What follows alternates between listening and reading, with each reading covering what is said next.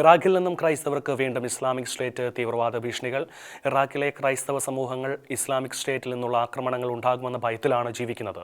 Iraq അതിർത്തിയിലെ Syrian പ്രദേശത്ത് അടുത്തുണ്ടായ സംഭവ വികാസങ്ങളുടെയും വടക്കുകിഴക്കൻ സിറിയയിലെ ജയിലുകളിൽ നിന്ന് ആയിരക്കണക്കിന് ഐസിസ് തടവുകാരെ ഇറാഖ് സർക്കാർ മോചിപ്പിച്ചതുമാണ് ഭീഷണികൾ വർദ്ധിക്കുവാൻ കാരണം. പ്രാദേശികമായ ചില സംഭവ വികാസങ്ങൾ ഇറാഖിന്റെ ചില പ്രദേശങ്ങളിൽ സുരക്ഷാ ആശങ്കകൾ ഉയർത്തുന്നതിനാൽ ഇറാഖിലെ ക്രൈസ്തവർ ആശങ്കയിലാണ്. ഇറാഖിലെ ക്രൈസ്തവ സമൂഹങ്ങൾ ഭാവിയിൽ തീവ്രവാദ സംഘടനയായ ഇസ്ലാമിക് സ്റ്റേറ്റിൽ നിന്നുള്ള ആക്രമണങ്ങൾ ഉണ്ടാകുമെന്ന ഭയത്തിലാണ് ജീവിക്കുന്നത്. ഇറാഖ് അതിർത്തിയിലെ സിറിയൻ പ്രദേശത്ത് അടുത്തിടെയുണ്ടായ സംഭവ വികാസങ്ങളുടെയും വടക്കുകിഴക്കൻ സിറിയയിലെ ജയിലുകളിൽ നിന്ന് ആയിരക്കണക്കിന് ഐസിസ് തടവുകാരെ ഇറാഖി സർക്കാർ മോചിപ്പിച്ചതാണ് ഈ പ്രദേശങ്ങളിൽ ജീവിച്ചുവരുന്ന ക്രൈസ്തവർക്ക് സുരക്ഷാ ഭീഷണി വർദ്ധിക്കുവാൻ കാരണം. എർബിലിലെ കൽദായ ആർച്ച് ബിഷപ്പ് ബഷീർ വാർദ സിറിയയിൽ നിന്ന് ഉയർന്നുവരുന്ന അക്രമത്തിന്റെ വ്യാപനത്തെക്കുറിച്ച് സംസാരിച്ചിരുന്നു. മുൻകാല സംഘർഷങ്ങളുടെ മുറിവുകൾ ഇതുവരെ ഉണങ്ങാത്ത സാധാരണക്കാരുടെ ഉത്കണ്ഠ ഒരു ബലഹീനതയല്ല, മറിച്ച് മുൻകാല പ്രക്ഷുബ്ധതയുടെ ഓർമ്മയും ദുരന്തങ്ങൾ ആവർത്തിക്കുമോ എന്ന ഭയവുമാണെന്ന് ആർച്ച് ബിഷപ്പ് വിശദീകരിച്ചു. ഖാംഷിലി നഗരങ്ങൾ തിരിച്ചുപിടിക്കുമെന്ന് സർക്കാർ പ്രഖ്യാപിച്ചതോടെയാണ് മേഖലയിൽ അനിശ്ചിതത്വം ആരംഭിച്ചത്.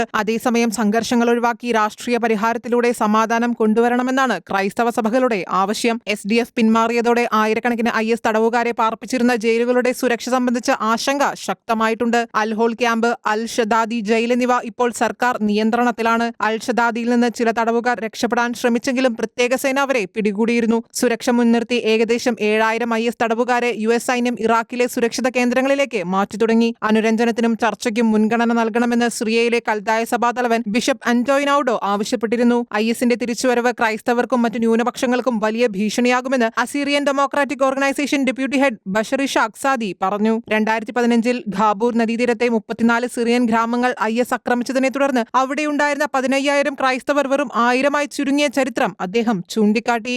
International desk, ഷെഖൈന news.